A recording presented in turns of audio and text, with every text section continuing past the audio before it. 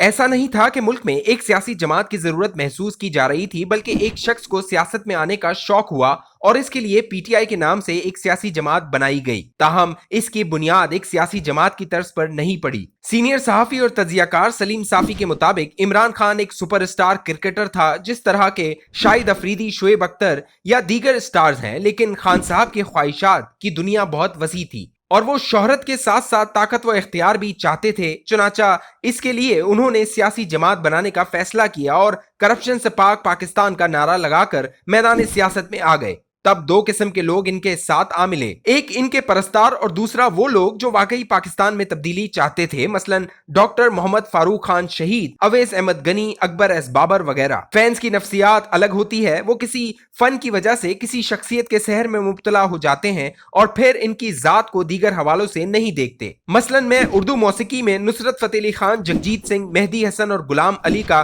Fan हूं, तो मैंने कभी जानने की कोशिश नहीं की कि इनकी जाती जिंदगी कैसी है, वो दयानतदार हैं या नहीं वगैरह। ताहम इनके फन की वजह से इनके खिलाफ बात सुनना भी मुझे गवारा नहीं। गोया फैन होने का पहला नतीजा ये निकलता है कि इस शख्सियत से मुतल्लिक आपकी तनकीदी सोच का दरवाजा बंद हो जाता है। अब कुछ अरसे बाद जो लोग तब्दीली की ख्वाहिश लेकर आए थे, इन पर वाजे हो गया कि इमरान खान के जहन में तब्दीली का कोई खाका ही नहीं। चुनाचा वो लोग इनसे अलग हो गए और सिर्फ फैंस रह गए, या फिर असद कैसर जैसे वो लोग जिनके पास कोई दूसरा ऑप्शन नहीं था। चुनाचा अपने कयाम से लेकर 2010 तक ये काबिल जिक्र जमात न बन सकी, बल्कि इमरान खान के एक फैन क्लब की हैसियत में मौजूद रही। दूसरी तरफ इमरान खान मिकालवी और चांकिया के पैरोकार की हैसियत में दुनिया में भी ताकत के मंबे को खुश करने के लिए दिन रात सरगर्म रहते और पाकिस्तान के अंदर भी आलमी ताकतों तक रसाई के लिए उन्होंने गोल्ड स्मिथ खानदान में शादी की। हालांकि डॉक्टर इसरार अहमद जैसे लोग समझते हैं कि शादी करवाई गई, जबकि पाकिस्तान में उन्होंने एस्टेब्लिशमेंट के साथ साजबाज की कोशिश की। इसीलिए उन्होंने जनरल परवेज मुशर्रफ के मार्शल लॉ को वेलकम किया, वॉर ऑन टेरर में इनकी शमूलियत की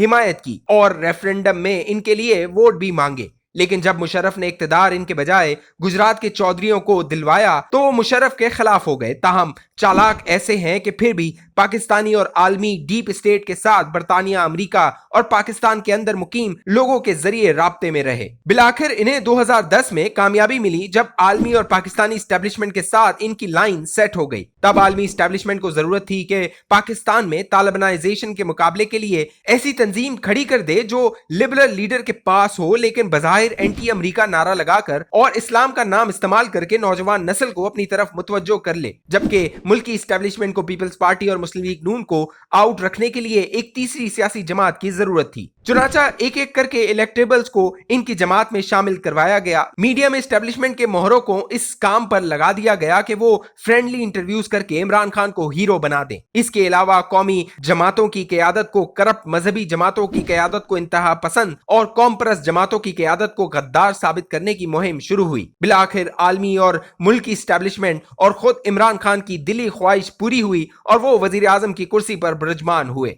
आलमी इस्टेब्लिशमेंट की तवक्कुआत पर तो वो भरपूर तरीके से पूरा उतरे। चीन के साथ सीपैक पर काम अमलन रोककर उन्होंने अमेरिका की खूब खिदमत की। पाकिस्तान की मशरिकी और मगरबी सरहदों पर जो अमरीकी एजेंडा था, इसमें उन्होंने कोई रुकावट नहीं डाली और इसीलिए डोनाल्ड ट्रंप के ऐसे लाडले बन गए कि वो अपने दामाद कृष्णर और जुल्फी बुखारी के व्हाट्सएप राब्तों के जरिए दिल की बातें एक दूसरे तक पहुंचाते रहे। लेकिन पाकिस्तानी अवाम और मुल्क की इस्टेब्लिशमेंट को उन्होंने बुरी तरह मायूस किया, मईशत तबाह करके रख दी। दूसरी तरफ इसकी महार IMF के जरिए अमेरिका के हाथ में दे दी। अपनी टीम और हरकतों से पाकिस्तानी इस्टेब्लिशमेंट को बदनाम करने लगे। आलमी ताकतों की ख्वाहिश थी कि पाकिस्तानी फौज मुतनाज़ा बन जाए और उन्होंने अपने इक्तदार में इस्टेब्लिशमेंट को अपोजिशन से लड़ाने का कोई मौका हाथ से जाने नहीं दिया। चुनाचा तंग आकर इस्टेब्लिशमेंट के सुरखेलों ने इनके इक्तदार की इमारत से इन बेसाखियों को हटाना शुरू किया जो इस्टेब्लिशमेंट ने गैर आईनी तौर पर इन्हें फराम की थी। चुनाचा बेसाखियां हटते ही इनकी हुकूमत धराम से गिर गई। अब कारकर्दगी तो थी नहीं कि वो कौम को दिखाते। चुनाचा उन्होंने अमरीकी साजिश का फसाना गढ़ लिया, लेकिन चूंकि वो खुद जानते हैं कि अमरीकी साजिश ड्रामा है,